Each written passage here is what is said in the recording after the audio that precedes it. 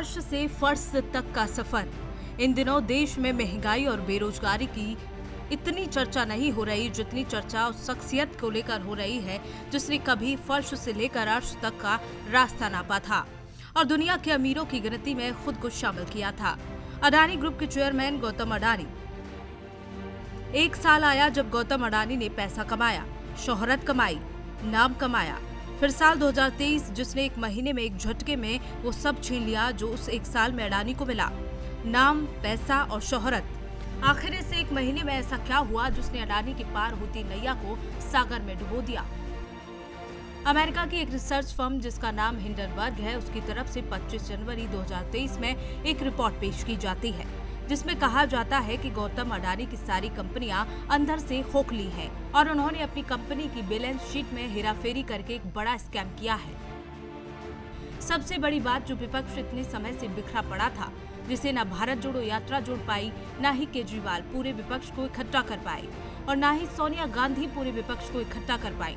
लेकिन एक मुद्दा जिसने न सिर्फ पूरे देश का ध्यान अपनी ओर खींचा बल्कि पूरे विपक्ष को एक सुर में बोलने पर मजबूर कर दिया। हिंडनबर्ग जिसने एक पल में अडानी को अर्श से फर्श तक ला पहुंचाया। हिंडनबर्ग की स्थापना साल 2017 में हुई थी, यानी ये सिर्फ 5 साल पुरानी कंपनी है और इस कंपनी का कहना है कि इसने पिछले 2 साल तक गौतम अडानी और उनके परिवार की वित्तीय स्थिति और उनकी कंपनी की अकाउंट रिपोर्ट का गहनता से अध्ययन किया है।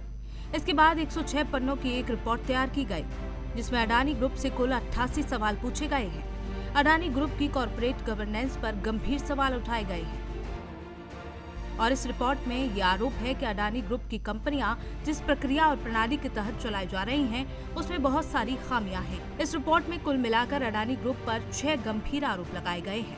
पहला आरोप है स्टॉक मैनिपुलेशन का, यानी कि बाजार में शेयर की जो कीमत है उससे छेड़छाड़ की गई है, जिसके चलते आरोप है कि 3 साल में अडानी ग्रुप की कंपनियों के शेयर में 8.19% की बढ़ोतरी हुई है, जबकि ये सारी कंपनियां भारी कर्ज में डूबी हुई हैं।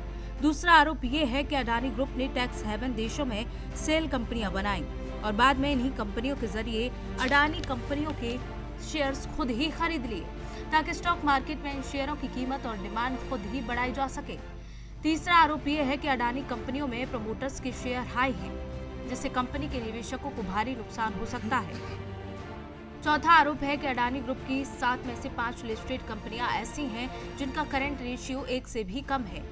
पांचवा आरोप ये है कि जब हिंडनबर्ग ने भारत के कैपिटल मार्केट में और जब उन्होंने सेबी से अडानी ग्रुप की जानकारी मांगी तो सेबी ने बताया कि उसने पिछले कुछ सालों में अडानी ग्रुप की 70 से ज्यादा इकाइयों और प्रमोटर्स के खिलाफ अडानी इंटरप्राइजेस के स्टॉक्स में हेराफेरी करने के लिए जांच की है। और छठा आरोप ये है कि अडानी इंटरप्राइजेस और अडानी टोटल गैस को ऑडिट ऐसी कंपनियों से कराया गया जो बहुत छोटी कंपनियां हैं, अनुभवहीन कंपनियां हैं और इन कंपनियों की अपनी कोई वेबसाइट्स तक नहीं है। अडानी ग्रुप की ओर से इस पर 413 पन्नों का एक जवाब दिया गया जिसे सार्वजनिक किया गया। इसमें भी 5 बड़ी बातें कही गई। पहली बात, अडानी ग्रुप ने स्टॉक हेराफेरी के आरोपों को निराधार बताया। दूसरा, ये बात भी गलत है कि इस रिपोर्ट को 2 साल के गहन रिसर्च के बाद तैयार किया गया। अडानी ग्रुप का कहना है कि रिपोर्ट जो हिंडनबर्ग लेकर आया है ये वही आंकड़े हैं जिसे अडानी ग्रुप खुद ही 2015 के बाद से बाजार में सबको बता चुका है। तीसरी बात, अडानी ग्रुप की कुल 9 लिस्टेड कंपनियां हैं जिनमें से 8 कंपनियों की ऑडिटिंग 6 बड़े ऑडिटर्स करते हैं। चौथी बात यह है कि उन्होंने ये आरोप भी गलत बताया है कि अडानी ग्रुप के प्रमोटर्स ने शेयर्स को गिरवी रखकर कर्ज लिया है। सच बात तो ये है कि कर्ज प्रमोटर होल्डिंग के 4% हिस्से से भी कम है। और पांचवी बात जो अडानी ग्रुप की तरफ से कही गई है वो ये है कि उसकी लिस्टेड कंपनियों की आय से कोई छेड़छाड़ नहीं की गई है और उसकी बैलेंस शीट में भी कोई गड़बड़ी नहीं है। और सबसे बड़ी बात यह है कि अडानी ग्रुप ने कहा कि यह हमला अडानी ग्रुप पर नहीं है बल्कि भारत पर है, देश की स्वदेशी कंपनियों पर हो रहा है। यह हमला मेक इन इंडिया पर हो रहा है और इसमें भारत की स्वतंत्रता, अखंडता को निशाना बनाने की कोशिश हुई है और यह हमला विदेशियों की तरफ से किया जा रहा है। लेकिन इसमें सबसे बड़ी बात तो ये है कि जिस अडानी पर इतना गंभीर आरोप लगा है उसके शेयर्स दिन ब दिन गिरते जा रहे हैं, वैल्यू कम हो रही है। भारत की जो एक कंपनी है जो विश्व के पटल पर इतनी बड़ी हो गई थी, वो दुनिया के तीसरे सबसे अमीर व्यक्ति बन गए थे, ये बात विदेशियों से सहन नहीं हो रही है। और ये हिंडनबर्ग की कंपनी है, इसने एक ही हिट जॉब किया किसी के कहने पर, ताकि भारत को डिस्टेबलाइज किया जा सके। हिंडनबर्ग ने अपनी रिपोर्ट 24 जनवरी को प्रकाशित की थी और उससे पहले अडानी दुनिया के तीसरे सबसे अमीर व्यक्ति थे। वो फोर्ब्स मैगजीन की रियल टाइम रैंकिंग में 16वें स्थान पर पहुंच गए। आपको बता दें कि हिंडनबर्ग के बारे में एक इन्वेस्टमेंट रिसर्च फर्म या फॉरेंसिक फाइनेंशियल रिसर्च फर्म है। फर्म इक्विटी, क्रेडिट और डेरिवेटिव्स पर एनालिसिस रिपोर्ट निकालती है। नेथन एंडरसन इसके सीएफए हैं।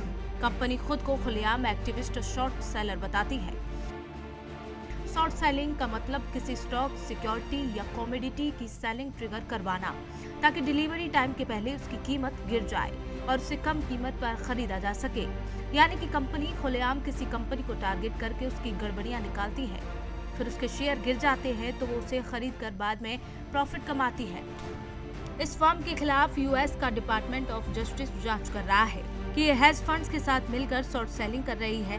खैर, मामला धीरे धीरे प्रकाश में आएगा, लेकिन इससे सीधे भारत के मेक इन इंडिया पर प्रहार के रूप में देखा जा रहा है। ब्यूरो रिपोर्ट के साथ पूजा उपाध्याय, न्यूज वॉच इंडिया।